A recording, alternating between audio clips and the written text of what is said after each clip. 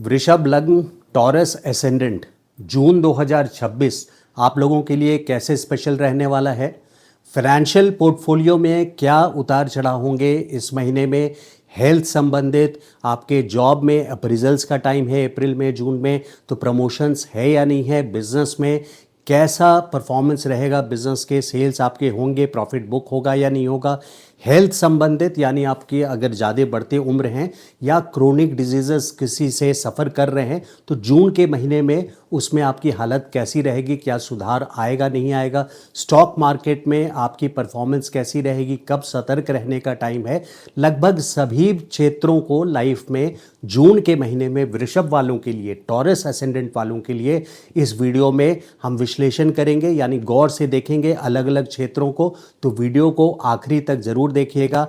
और अगर अपनी जन्म कुंडली से आपको गोचर को रिलेट करना है तो उस पर भी मैंने एक वीडियो बनाया है, बहुत रिसेंटली अपने चैनल पे अपडेट किया है, उसको ज़रूर रेफ़र कीजिए कि मंथली प्रिडिक्शंस ट्रांजिट्स के यानी गोचर के जो आप किसी भी ज्योतिष का देखते हैं तो अपनी जन्म कुंडली पे उसको कैसे डालना है, इस बात को बहुत अच्छे से समझना ज़रूरी होता है। यहाँ प्लस माइनस लिमिटेशंस भी होते हैं और समझ समझ का भी फेर होता है।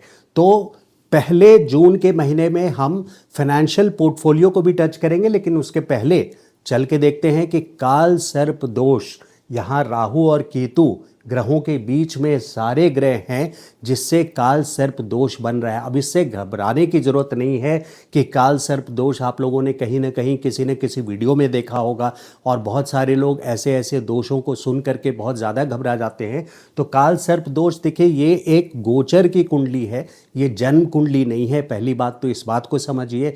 और महीने में यानी 27 दिनों में, ये जो जून का महीना का फोरकास्ट है, प्रेडिक्शन है वृषभ के लिए, तो चंद्रमा करीब करीब आधे महीने इस राहु और केतु के काल सर्प दोष के एक्सिस से बाहर रहेंगे। तो यहाँ पे काल सर्प दोष का ज़्यादा परेशानी, ट्रबल्स उन लोगों के लिए होगा जिनके जन्म कुंडली में राहु केतु यानी काल सर्प दोष जन्म कुंडली में बन रहा है। उन लोगों के लिए थोड़ी परेशानी ऐसी रहेगी कि वो जितना भी एफर्ट करेंगे घूम करके बैक टू स्क्वायर वन जिसको बोलते हैं, कि घूम करके उसी सिचुएशन पे आ जाएंगे। यानी प्रॉब्लम जो है वो ज्यों की त्यों बनी रहेगी, वो पूरी तरह से सॉल्व जून के महीने में नहीं हो पाएगी। लेकिन ये सिर्फ वृषभ टॉरस उन लोगों के लिए है जिनके जन्म कुंडली में काल सर्प दोष बना हुआ है, या फिर जिनके राहु की महादशा या अंतर प्रत्यंतर दशा या केतु की महादशा अंतर प्रत्यंतर दशा चल रही है। तो इस बात को मैं पहले क्लियर कर दे रहा हूँ कि इससे घबराने की, और बहुत सारे वीडियोस आप देखते होंगे ज्योतिषियों के, तो काल सर्प दोष का सुन करके आपको घबराने की ज़रूरत नहीं है। और अब चलते हैं फाइनेंशियल पोर्टफोलियो पे वृषभ लग्न वालों के लिए। तो आप लोगों के लिए फाइनेंशियल पूरे मंथ की सिचुएशन बहुत अच्छी देखने को आ रही है। 22 जून तक बुध अपनी ही राशि में दूसरे घर में अच्छे इनकम, अच्छे कैश फ्लो को दर्शा रहे हैं। यानी आपने कहीं से अगर किसी को उधार भी दिया हो तो उनसे वापस मांगने का ये 22 जून तक का टाइम बेस्ट है। आपको कैश फ्लो वापस आपके पैसे मिलने के बेस्ट टाइम ये साबित होगा। अगर आप कोई कंपनी चला रहे हैं, बिजनेस करते हैं, कंपनी चला रहे हैं, तो आपकी कोई ओल्ड आउटस्टैंडिंग ड्यू डेट्स जिसको बोलते हैं, बैड डेट्स जिसको बोलते हैं, तो उसको भी आप 22 जून तक टच कर सकते हैं। रिकॉल कीजिए, अपने अकाउंटेंट को बुलाइए और पूछिए कि बैड डेट्स की लिस्ट दीजिए, कौन कौन से क्लाइंट्स आपकी पेमेंट नहीं किए हैं। 22 जून तक आप बिल्कुल कोशिश कीजिए। बुध अपनी ही राशि में सेकेंड हाउस में है तो कैश फ्लो आना। अच्छा, यहाँ पे सिर्फ बकाया पैसा, उधार या ओल्ड डेट की बात नहीं कर रहा हूँ, यहाँ न्यू जेनरेशन ऑफ इनकम यानी नए इनकम प्रॉफिट को बुक करने के लिए भी 22 जून तक का जो टाइम है फाइनेंशियल पोर्टफोलियो में एडिशन के लिए पॉजिटिवली 22 जून तक का टाइम ये बेस्ट है। लेकिन अब ज़रा सा इस 30 दिनों में जो मैंने बोला है कि फाइनेंशियल पोर्टफोलियो के लिए आपके लिए बहुत अच्छा रहेगा जून का महीना, वहीं पे मैं 2 ऐसा पीरियड आपको देने वाला हूं जब फाइनेंशियल पोर्टफोलियो से ही रिलेटेड कोई ना कोई डिस्प्यूट्स भी होंगे। हालांकि ये डिस्प्यूट्स आगे चल करके आपको उसमें आपको सफलता मिलेगी और आपके पास फाइनेंशियल गेन होंगे, लेकिन ये पहला जो पीरियड है वो 2 जून से 11 जून तक है, जब बुध रहेंगे तो अपनी ही राशि में सेकंड हाउस में, लेकिन आर्द्रा नक्षत्र में रहेंगे। आर्द्रा यानी आंधी तूफान, तो कहीं ना कहीं अपने पैसे को लेके वाद विवाद यानी कोई ना कोई डिस्प्यूट आपको सामना करना पड़ेगा। पहला 2 से 11 है और दूसरा है 22 जून से लेकर के 6 जुलाई तक, जब सूर्य भी सेकंड हाउस में रहेंगे। लेकिन सूर्य तो पूरे महीना ही रहेंगे 15 जून से लेकर 15 जुलाई तक, लेकिन जो केयरफुल रहने वाला टाइम है दूसरा पीरियड वो है 22 जून से 6 जुलाई तक, क्योंकि सूर्य आर्द्रा नक्षत्र से गुजर रहे होंगे तब।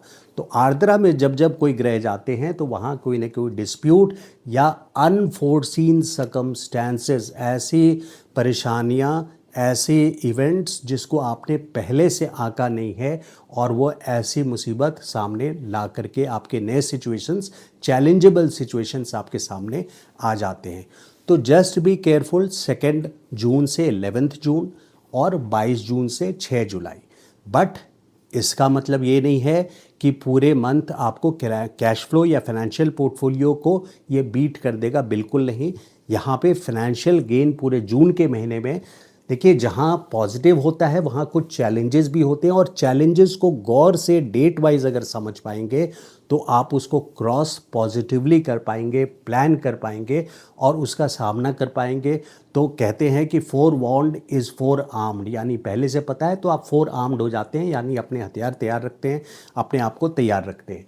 तो ये मंथ फाइनेंशियल पोर्टफोलियो के लिए पहली बात है कि बहुत अच्छा है। दूसरा, अगर जॉब और बिजनेस के लिए देखूं तो सूर्य 15 जून तक आपके फर्स्ट हाउस में हैं। यहाँ से आपको एक रॉयल्टी, यानी आपके अगर जॉब में हैं तो आपको अपने बॉसेस से, सीनियर्स से, अपने मैनेजमेंट से सपोर्ट और फेवर्स मिलने के पूरे तरह से संभावना यहाँ है।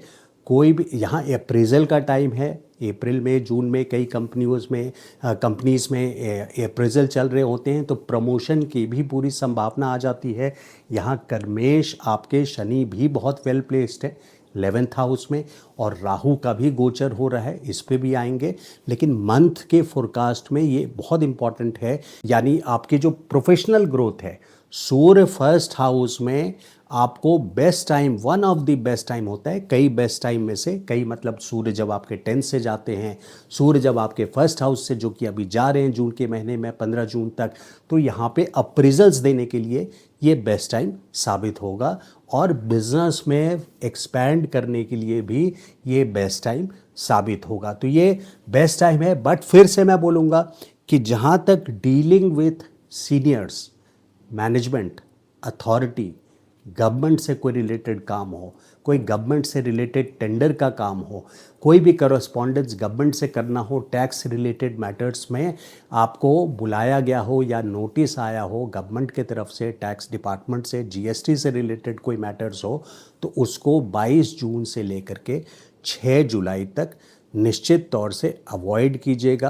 मैं नहीं बोल रहा कि गवर्नमेंट डेट्स को आप बिल्कुल ही मना कर दीजिए कि जी मैं नहीं आ सकता, या कई बार आपको सिचुएशन उस डेट इसी बीच में पड़ता है, तो आप अगला डेट उनसे रिक्वेस्ट करके प्रोटोकॉल के तहत अच्छे से फॉर्मेलिटी निभाते हुए आप 22 जून से 6 जुलाई को किसी तरह से पार कीजिए, क्योंकि सूर्य आपके लिए यहाँ पे फेवरेबल हैं 15 जून तक खास करके। लेकिन उसके अलावा आपको गवर्नमेंट से फेवर्स मिलने में 22 जून से 6 जुलाई तक खास करके केयरफुल रहने की ज़रूरत है। तो बिज़नेस जॉब के लिए ये बहुत अच्छा टाइम है, स्पेशली 15 जून तक, और वहीं केयरफुल रहना है 22 जून से 6 जुलाई तक। अब देखिए ये ओवरऑल मंथ के प्लेसमेंट्स बहुत अच्छे हैं। यहाँ पे मंगल, अब हेल्थ पे आ जाते हैं। हेल्थ से रिलेटेड जो क्रोनिक डिजीज़ेस के पेशेंट्स हैं, या ओल्ड एज हैं, या ओवरऑल भी जो लोग ससेप्टेबल हैं बीमारियों के, उनके लिए खास करके यहाँ बहुत बड़ी प्रॉब्लम नहीं दिख रही है। लेकिन प्रॉब्लम केस स्पेसिफिक है। केस स्पेसिफिक यानी खास लोगों के लिए है वृषभ में। वो खास लोग कौन से हैं वो खास लोग वृषभ लग्न के, टॉरस एसेंडेंट के वो हैं जिनकी बर्थ चार्ट में, यानी जो आपकी जन्म कुंडली है उसमें अगर कोई क्रूर ग्रह 12वें घर में या छठे घर में या 8वें घर में, क्रूर ग्रह यानी शनि हैं या केतु हैं, तो वहाँ पे मंगल की या तो दृष्टि पड़ रही है या मंगल उसके ऊपर से गुजर रहे हैं। अब इसका उदाहरण देता हूँ कि अगर शनि आपके 12वें घर में है और मंगल शनि के ऊपर से गुजर रहा है, तो यहाँ पे हॉस्पिटल विजिट भी होने की संभावना है। मैं ऐसा नहीं बोल रहा कि हॉस्पिटल विजिट होगा ही, उसके लिए पूरी तरह से आपकी जन्म कुंडली देखने की ज़रूरत है, बट यहाँ पे जो बेस्ट पॉसिबिलिटी, क्योंकि इतने सारे वृषभ वालों के लिए बताना होता है, तो जिनके जन्म कुंडली में शनि है, केतु है 12वें घर में और मंगल का गोचर, यहाँ मंगल विपरीत राजयोग कारक भी बना रहे हैं, लेकिन हॉस्पिटल और हेल्थ की बात हो तो यहाँ सचेत रहने की ज़रूरत है। मंगल का जो गोचर है वो 21 जून तक आपके 12वें घर से है। तो कोई भी क्रूर ग्रह हो 12वें घर में, छठे घर में या 8वें घर में आपकी जन्म कुंडली में, तो उन लोगों के लिए खास करके हेल्थ प्रॉब्लम्स यहाँ फोरटोल्ड है, प्रिडिक्टेड है, उनके लिए सावधानी बरतनी ज़रूरी है। तो हेल्थ से रिलेटेड ये खास करके हमने देखा। स्टॉक मार्केट से रिलेटेड बुध की पोजीशन, यानी पंचमेश जो आपके बुध हैं उसकी पोजीशन 22 जून तक सेकंड हाउस में बहुत अच्छी पोजीशन है, लेकिन जैसा मैंने वीडियो की शुरुआत में बताया था कि 2 जून से 11 जून तक स्टॉक मार्केट में रिस्क मत लीजिए। बुध आर्द्रा नक्षत्र में है, बल्कि फिर 22 जून से 6 जुलाई तक भी सूर्य सेकंड हाउस में आर्द्रा में होने की वजह से आपको स्टॉक मार्केट में कोई ना कोई लॉस का सामना करना पड़ सकता है। तो इन बातों को बहुत डेप्थ के साथ डेट वाइज रिलेट करना होता है। अगर आप सही तरीके से वीडियो को नहीं समझ पाते हैं या अपनी जन्म कुंडली से मैच नहीं कर पाते हैं, तो ये बहुत आसान काम है कि किसी भी आप ज्योतिष को ब्लेम कर सकते हैं, या ज्योतिषाचार्य को नहीं ब्लेम कर रहे हैं तो ज्योतिष सब्जेक्ट को आप ब्लेम कर रहे हैं, तो उससे आपका कोई लाभ नहीं होने वाला है। तो बात गौर से समझने की ज़रूरत यहाँ पर है। मैरिटल, देखिए मैरिटल लाइफ, जो लोग मैरिड हैं उनके लिए कुछ चैलेंजेस इस मंथ 22 जून तक ज़रूर है, क्योंकि सप्तमेश जो शादी के घर का स्वामी है, आपके स्पाउस का, पति या पत्नी का, वो अपने से छठे घर में है। तो छठा घर यानी विपत्ति स्थान, कोई ना कोई परेशानी, डिस्प्यूट, और बेडरूम में खास करके विपरीत राजयोग तो बन रहा है, लेकिन बेडरूम में मंगल कराए दंगल, यानी बेडरूम में भी अननेसेसरी डिस्कशन अगर आप करेंगे तो वो डिस्प्यूट में लैंड हो जाएगा। अपने पति पत्नी से अननेसेसरी डिस्प्यूट में अवॉइड करें, स्पेशली टिल 21-22 जून तक। तो मैरिटल डिस्कॉर्ड यहाँ पे ज़रा सा पेशेंस रखने की ज़रूरत है। स्टॉक मार्केट का मैंने बताया। स्पीच में आप क्या बोलते हैं उसमें भी 2 जून से 11 जून तक बुध स्पीच का कारक है। मैथमेटिक्स, ट्रांसपोर्ट, टेलीकम्युनिकेशन, कोई भी चीज़ जो मूविंग है, स्पीच भी मूविंग है, एक जगह से दूसरी जगह डिलीवरी होती है, एक्सप्रेशन है, बजट से रिलेटेड मैटर जो है, जो भी बुध रूल करता है, वो 2 जून से 11 जून तक खास करके केयरफुल रहिए, क्योंकि आर्द्रा नक्षत्र से बुध का गोचर है। ये स्पेशल डेट्स मैंने आपको खास करके दिया है। तो अब देखिए बड़े ग्रहों की सिचुएशन देखें। जून के मंथ में एक बहुत बड़ा शिफ्ट हुआ है, यानी जो गोचर परिवर्तन है बृहस्पति ग्रह का, वो आपके तीसरे भाव में एक्सॉल्टेशन राशि में आए हैं 1 साल के लिए करीब करीब। तो इस 1 साल में अभी मैं वापस ये फिर आपके जाएंगे, आप 31 अक्टूबर को जाएंगे आपके चौथे घर में, फिर 26 जनवरी 2027 में वापस आ जाएंगे कर्क में। मैं उसकी बात नहीं कर रहा, मैं बात कर रहा हूँ कि ब्रॉडर लेवल पे, मैक्रो लेवल पे 1 साल बृहस्पति एग्जॉल्टेशन में यहाँ पे रहेंगे और यहाँ से भाग्य स्थान को देखेंगे। तो भाग्य के लिए यानी आपको लक का साथ मिलेगा। ये हाउस ऑफ फॉर्च्यून है, यानी भाग्य स्थान है, तो भाग्य स्थान एक्टिवेटेड है बृहस्पति की दृष्टि। कोई ना कोई बड़ा some big gain, big achievement को आप प्लान करेंगे, उसको एग्जीक्यूट और पाएंगे भी। अच्छा, एक चीज़ और इस पूरे साल को डिस्कस करने के पहले कि इस पर्टिकुलर मंथ में आप कहीं ना कहीं लेजर ट्रिप पर भी जाएंगे। ये शॉर्ट जर्नी होगा, लेकिन चूंकि शुक्र तीसरे घर में है, देखिए शुक्र तीसरे घर में आपके 8 जून से 4 जुलाई तक हैं, तो कोई ना कोई लेजर ट्रिप पे आप शॉर्ट ट्रिप पे, और मई जून में बहुत सारे लोग अपने ट्रैवल पे टूरिस्ट प्लान कर लेते हैं, तो दैट इज़ ऑल्सो सीन, वो भी देखा जा सकता है कि 8 जून से लेकर के 4 जुलाई तक यहाँ पे लेजर ट्रिप भी, शॉर्ट ट्रिप्स फोरटोल्ड है, प्रिडिक्टेड है, और वो कंफर्टेबल भी रहेगा। तो बृहस्पति पे हम डिस्कस कर रहे थे कि 1 ईयर बहुत अच्छे रिजल्ट्स देंगे। जिनकी मैरिज नहीं हुई है उन लोगों के लिए अब बृहस्पति यहाँ 5वीं दृष्टि सप्तम घर पे, मैरिज के अच्छे प्रपोजल्स इस पर्टिकुलर 1 ईयर में डेफिनेटली आएंगे। और अगर उनकी जन्म कुंडली भी सपोर्ट कर रही है तो ये वो पर्टिकुलर ईयर होगा जब मैरिज होने के पूरे चांसेस हैं। जो मैरिड लोग हैं पहले से, उनके लिए अगर आपस में बॉन्डिंग या कहीं ना कहीं मनमुटाव हुआ है तो उसको हील करने के लिए जुपिटर बृहस्पति क्या करते हैं, हील करते हैं। तो वो हीलिंग के लिए ये पर्टिकुलर 1 ईयर बेस्ट टाइम रहने वाला है। तो ये था ओवरऑल वृषभ लग्न वालों का, टॉरस एसेंडेंट का। अगर वीडियो आपको अच्छा लगा हो तो लाइक एंड शेयर कीजिएगा, और चैनल को सब्सक्राइब अभी तक नहीं किया है तो बेल आइकन को प्रेस करके please subscribe to my channel. Thank you so much. नमस्कार।